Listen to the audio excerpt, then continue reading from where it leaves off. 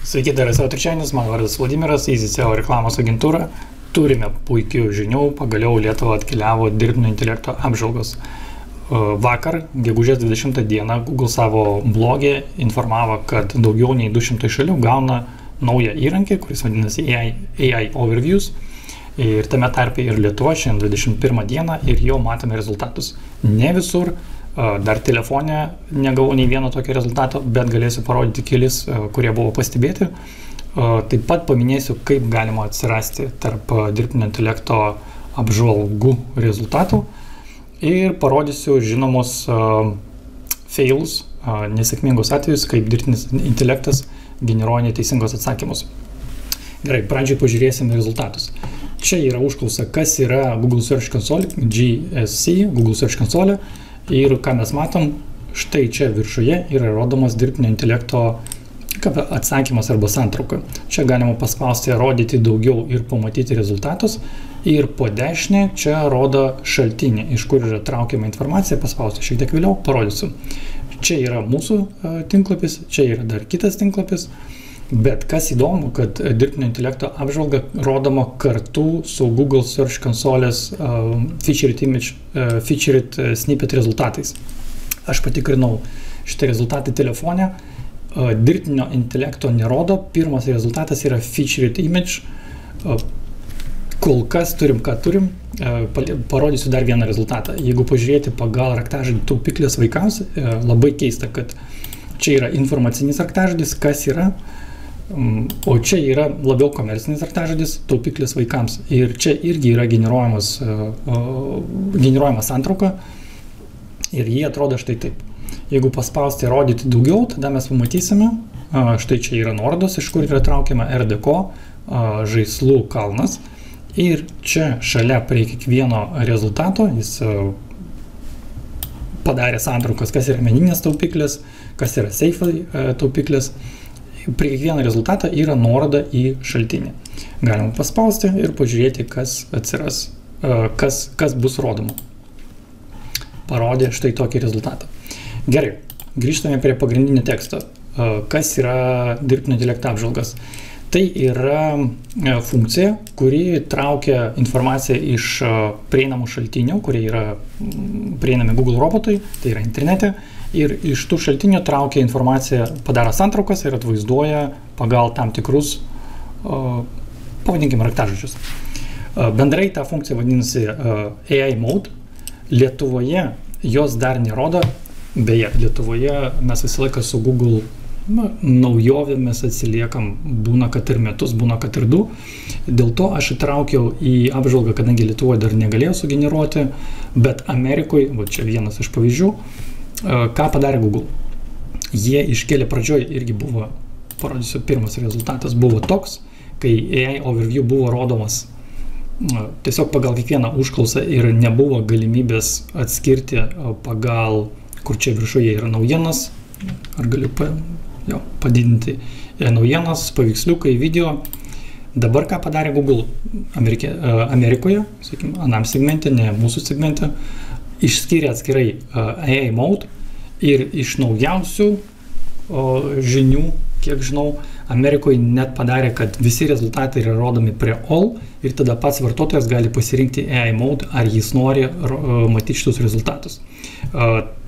Tai Google progresuoja, kadangi, man atrodo, jie turi dabar ne vieną bylą iškeltą dėl turinio panaudojimo, kuris yra traukiamas į santraukas. Dėl to jie buvo priversti padaryti atskirai ir neversti žmogaus iš karto matyti šitus rezultatus. Pažiūrėsim, kas bus toliau. Gerai, ar atsakymai Google dirbtinio intelekto yra patikimi? Ne visai taip, nes atsakymai yra traukiami iš šaltinių, kurie yra prieinami internete ir tai, kas yra internete prieinama, kas yra parašyta, iš ten yra traukiama. Taip, Google bando pateikti patikimus atsakymus, bet yra žinomi keli atvejai. Jie jau yra ištaisyti, čia buvo prieinama Amerikoje, parodysiu porą pavyzdžių, kad čia buvo, nesimato dabar, kad buvo užklausa, pagal tą užklausą buvo sugeneruotas atsakymas, ar galima atsikratyti akmenų inkstuose. Ir čia atsakymas buvo toks, kad siūlo išgerti 2 litrus urine kiekvieną parą. Tas atsakymas, kaip ir ne visai medicininis. Ir dar irgi kitas žinomas atvejis buvo, kai jis yra paviešintas internete, galima surasti cheese is not sticking to pizza. Toks buvo raktažodis ir dirbtinio intelekto atsakymas sugeneravo, kad tu gali pridėti šiek tiek non-toxic glue, netoksinių klijų į savo receptą ir tai priduos šiek tiek lipnumo pizzai. Dėl to su atsakymais visą laiką reikia, jeigu jūs naudosite ir matysite atsakymus, visą laiką reikia tikrinti rodomus rezultatus ir tai nereiškia, kad Google visiškai nustoja. Jo, beje, galima pažiūrėti, ką irgi norėjau parodyti, kad Google dabar rodo apačioje, štai čia galima padidinti, kad dėja atsakymuose gali būti klaidų. Turbūt privertė gyvenimas rašyti ir šitas pastabas. Taip, tada grįžtam prie pačio teksto. Kaip atsirasti tarp dirbtinio intelekto apžvalgų? Aš paėmiau, vienas iš patikimiausių šaltinių padarėm, čia ištraukiau pačius gal svarbiausius žingsnius iš Surfer Cell straipsnių, kaip atsirasti tarp dirbtinio intelekto apžvalgų.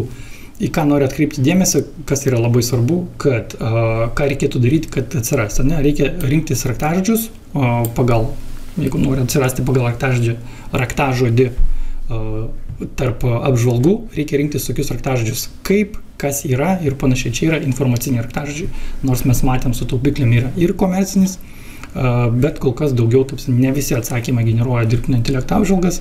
Amerikoje apie 10% paieškų generuoja dirbtinio intelekto apžvalgas, tai jeigu nori taikyti, reikėtų rinkti informacinius. Dar kas yra labai svarbu, vienas iš punktų, čia labai daug punktų, kurie yra common sense, yra žinomi ir tas pats principas galioja taikyti EAT, tai yra didinti savo šaltinio, tai savo resurso autoritetą Google akise. Ir sekantis irgi labai svarbus dalykas yra įkoduoti structure data, tai taikyti schemą .org rekomenduojamo žymėjimo, arba jis dar vadinasi mikroformatai.